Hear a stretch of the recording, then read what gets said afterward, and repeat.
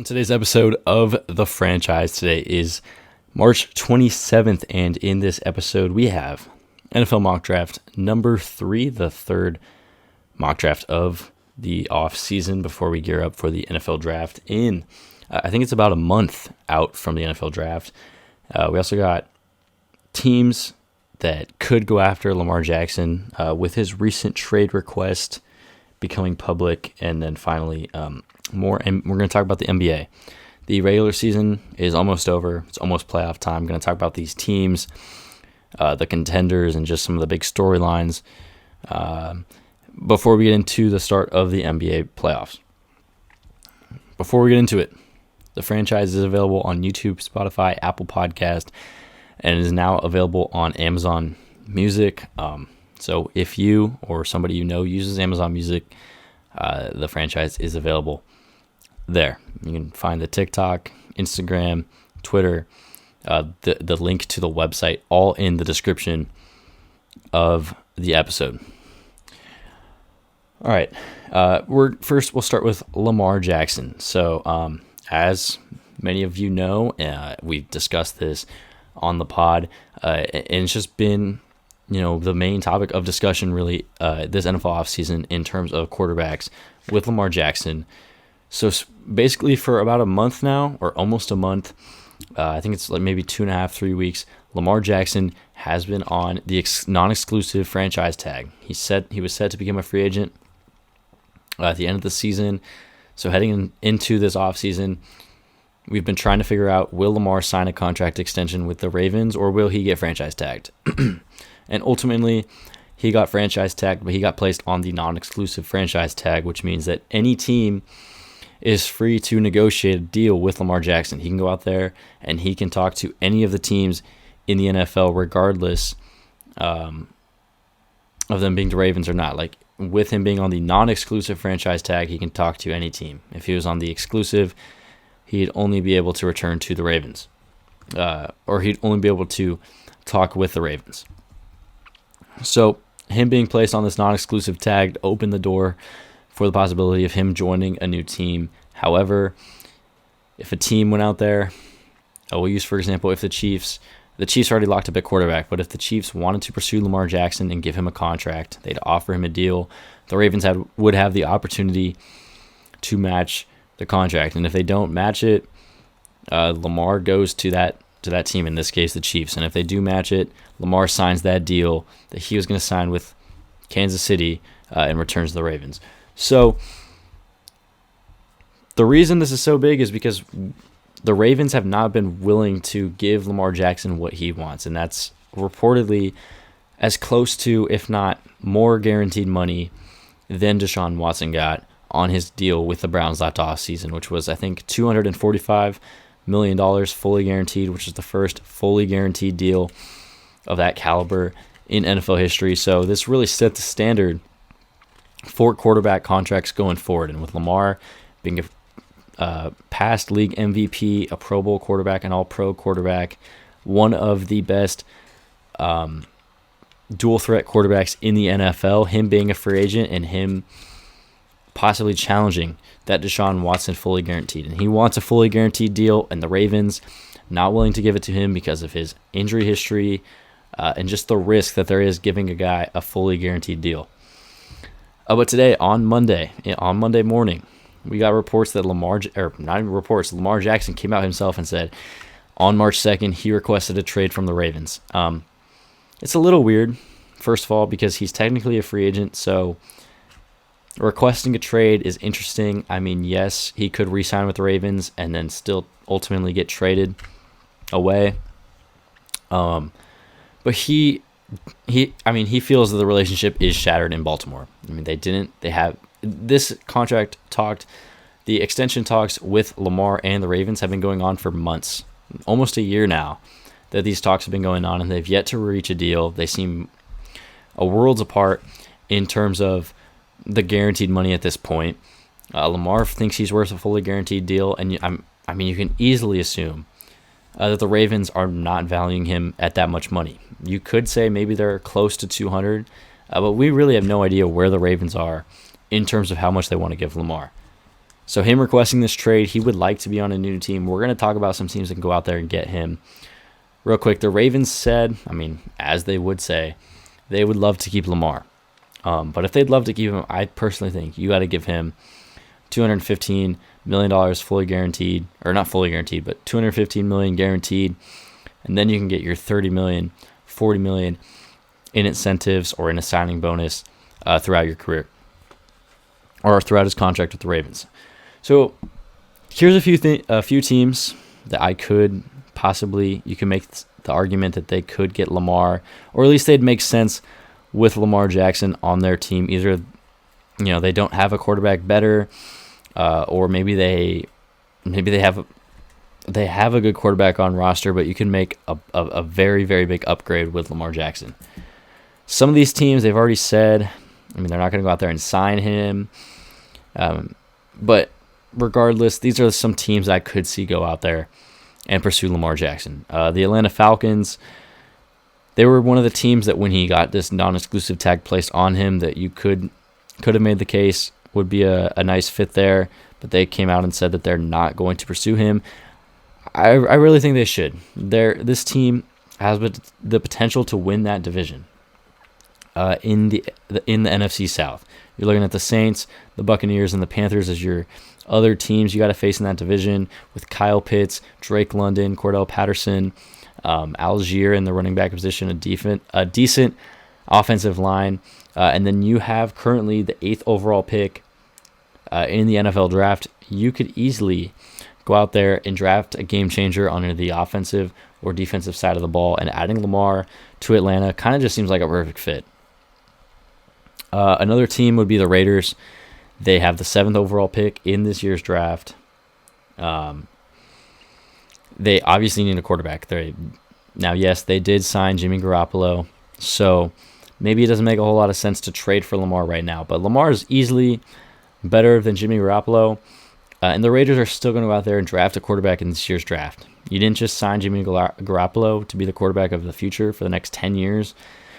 He's going to be there for at least 2. He has 3 years on his deal. I could say he's at least going to be on the team for 2 years. So they're going to draft a guy in the draft. Whether it's Richardson, Levis, Young, Stroud, one of those 4 guys is going to be on the Raiders next year. But why not just take the chance?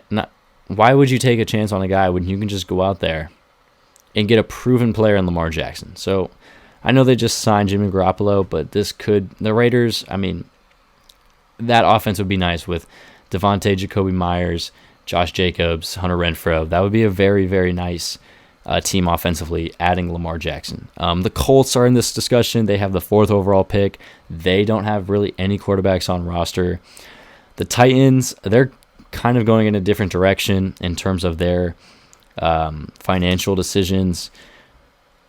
They could be a team that could go out there and compete. They almost won that division last year in the AFC South. You're moving on from Ryan Tannehill, bringing in Lamar Jackson to pair with Derrick Henry, maybe bring in some receivers like a DeAndre Hopkins or something, and then that Titans team is really, really good. Washington Commanders is another team that you could say would be a team that needs to go out there and get Lamar. Sam Howell and Jacoby Brissett are the quarterbacks on roster right now. Lamar easily improves this team. These next 4 are teams that I don't really think are going to pursue the idea of replacing their current quarterback, but Lamar would be an easy upgrade, I think, over all of these guys. The Lions, Jared Goff. Jared Goff's a really, really, really good quarterback. I think he's one of the best and most underrated in the league. But I think Lamar is easily better than Jared Goff. Adding him to that Detroit team is a true contender in the NFC. The Minnesota Vikings, he's an easy upgrade over Kirk Cousins. The Seahawks, I know they just re-signed Geno Smith, but I would rather have Lamar than Geno Smith. And can you really count on Geno Smith replicating what he did last season for the next 2-3 years? Because we've really only seen Geno Smith play at this high of a level for 1 season. And then finally, the San Francisco 49ers, Trey Lance, Brock Purdy. Which one are you going to give the starting job to? Well, how about neither? And you bring in Lamar Jackson, and you have one of, if not the best team on paper in the NFL with the 49ers having Christian McCaffrey, Deebo Samuel, Brandon Ayuk, George Kittle, and then on that defensive side of the ball, Nick Bosa,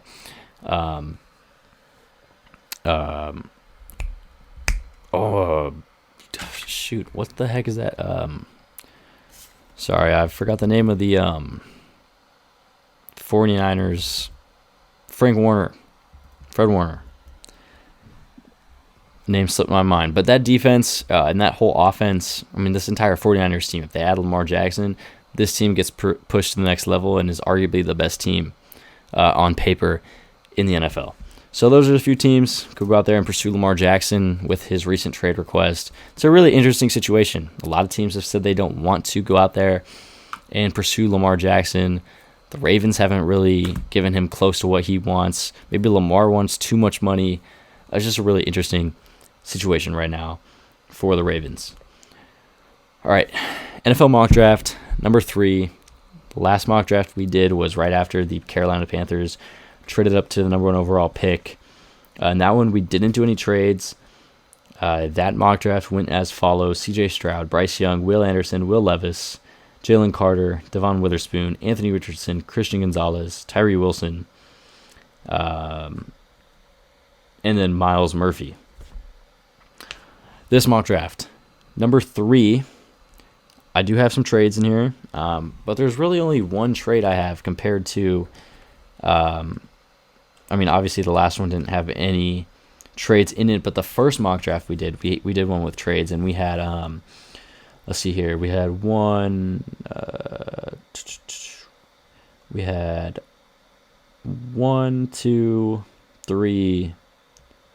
3 trades in the first mock draft we did, but in this one, we're only going to have one trade, so let's get it started. For the third straight time, number 1 overall, to the Carolina Panthers. Now, the third straight time I've had him going number 1 overall. I have the Carolina Panthers selecting C.J. Stroud from Ohio State. Over his 2 seasons as a starter at Ohio State, 8,123 yards, 85 touchdowns, 12 interceptions, 69% completion rate. After his pro day, where you had Frank Wright, Josh McCown, I believe it was, you had the owner, you had the GM for the Panthers, all there at C.J. Stroud's pro day, chatting it up with him. You could tell by the look on their faces, the words that they spoke together, that C.J. Stroud's going to be the guy that the Panthers take number 1 overall. I think it makes too much sense. Frank Wright loves the bigger quarterbacks. Now, he said that he had a high grade on Russell Wilson, and that doesn't mean that him just look. Sorry, if you just look at the past of the quarterback that Frank Wright's had, it doesn't just mean he's going to go out there and take the big, tall guy like a C.J. Stroud. But I think it's very clear that the Panthers will take C.J. Stroud number 1 overall. He's easily, in my opinion, the best quarterback in this draft, and I think all along he's going to be the guy that goes number 1 overall pick, despite who had it. And right now, Carolina Panthers, I have them taking C.J. Stroud. Number 2 overall, for the third straight time, I do have the Houston Texans taking Bryce Young from Alabama. Over his 2 years as a starter, 8,200 yards, 79 touchdowns, 12 interceptions, 65 completion percentage. Easily, in my opinion, the second best quarterback in this class. Some people say he's the best, but for me, I think Stroud, his arm, is just a little bit better than Bryce Young's in terms of the deep ball and the accuracy. Now, Bryce Young may be a better dual threat. He may be a better runner than C.J. Stroud, but he's still a great player. He won the Heisman a few seasons ago, has elite pocket presence and mobility and clutch. He was able to make some very clutch plays last season for Alabama. So I have him going number 2 to the Texans. Number 3 overall, I have the Raiders making a trade. They're going to trade up with the Arizona Cardinals to number 3, and I'm going to have the Raiders selecting Anthony Richardson from Florida. Over Richardson's 2 years at Florida, 3,078 yards, 23 touchdowns, 14 interceptions, 56 completion percentage. His stats are easily the worst out of all these quarterbacks, and especially the ones that are potentially going to be first-round picks. But Richardson's raw talent and his skill with his arm strength, his dual threat, his running capability, his pocket presence, his the speed that he puts on the football, he has all of the talent and potential to be one of the best players in the NFL. Even though in college he didn't really show that consistently, he had flashes where you could see him being a future star. In college, Richardson's stats don't really reflect the type of player that he could be, and I think the Raiders ultimately take a gamble, trading up to number 3 and selecting him there. Number 4, I have the Colts. They're going to stay put at number 4, and they're going to draft Will Levis. Some people think the Colts will move up and try to get a CJ, whether it's a Stroud, a Young, or a Richardson. I think they'll stay here. I think they'll take Will Levis. To me, he seems like a quarterback that fits the Indianapolis Colts system. You know, white quarterback, 6 foot. I think he's like 6'3", 6'4". It just seems like that kind of quarterback for the Colts. I think this was over his 2 years at the University in Kentucky, 5,232 yards, 43 touchdowns, 23 interceptions on a 65 completion percentage. He has one of the best deep balls in the class, a lot of pure arm strength and velocity on the football. Decent running ability. Last season was especially a down year for him at Kentucky compared to 2021. I think he has a lot of talent. I think he'll be a decent quarterback in this league. I'm just not as high as him as a lot of other people are heading into the NFL draft. All right, number 5 overall, I have the Seahawks taking Jalen Carter from Georgia, arguably the best pass rusher in this draft class, adding him to the Seattle Seahawks team, who got this 5th overall pick from that Russell Wilson trade from the Broncos. Adding Carter to that defense would be very, very nice. You could argue Will Anderson Jr. could go here. He's arguably the next best defender in this class. You could honestly say Will Anderson's a better defensive prospect than Jalen Carter, but I think those two, Anderson and Carter, are the 2 best prospects overall, including quarterbacks. I think Will Anderson and Jalen Carter are the 2 best prospects in this class.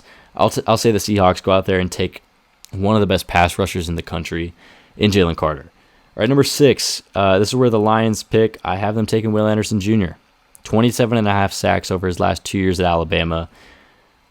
Going to play linebacker for the Lions on a team that desperately needs some defensive help. He goes there to Detroit. This Lions team is looking really nice and looking like one of the best teams in the NFC. All right, number 7. This is where the Cardinals are. After they traded down with the Raiders. Number 7 overall, I have them taking Tyree Wilson from Arizona. They really need someone on that defensive side of the ball to get to the quarterback, and Tyree Wilson is one of the best in this draft at doing that from Texas Tech. Over his seasons there at Texas Tech, 16 sacks over his 4 years. He's a really, really good threat on that defensive side. When you watch the film and watch what he put on display at Texas Tech, he's easily one of the best pass rushers and just defensive players in this draft class. All right, number 8, Falcons. I think they're going to take Christian Gonzalez, the corner from Oregon, the best defensive back in this class. Earlier, I did have Devon Witherspoon going early. In the first mock draft, I had him going higher. And in the second mock draft, I did have Gonzalez going up a little bit higher, I think it was. He's so good. He's one of the most lockdown corners in the draft. Easily the best in college football. And then number 10 overall, to the Eagles, I have them taking Lucas Van Ness from the University of Iowa. 13.5 sacks over his 2 years at Iowa. So that's my NFL mock draft. Number 3, those are the top 10 picks. Number 1 overall, C.J. Stroud to the Carolina Panthers. Number 2 overall, Bryce Young, Houston Texans. Number 3, the Raiders trade up with the Cardinals and select Anthony Richardson. Number 4, the Colts select Will Levis. Number 5, Jalen Carter to Seattle. Number 6, the Lions take Will Anderson Jr. Number 7, the Arizona Cardinals, after trading down with the Raiders, select Tyree Wilson. Number 8, the Falcons select Christian Gonzalez. Number 9, the Chicago Bears select Paris Johnson Jr., and then number 10 overall, the Philadelphia Eagles select Lucas Van Ness.